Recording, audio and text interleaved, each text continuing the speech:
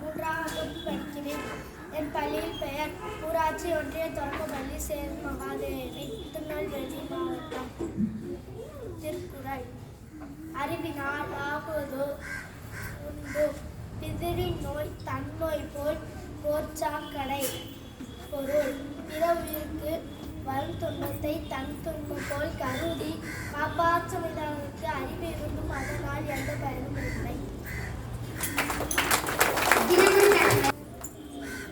Good morning to all. I am studying class 3 Panjayathan MCMS Seran Magadev in Tirunelveli district. Proverb: Adamari union is best to achieve neighbor.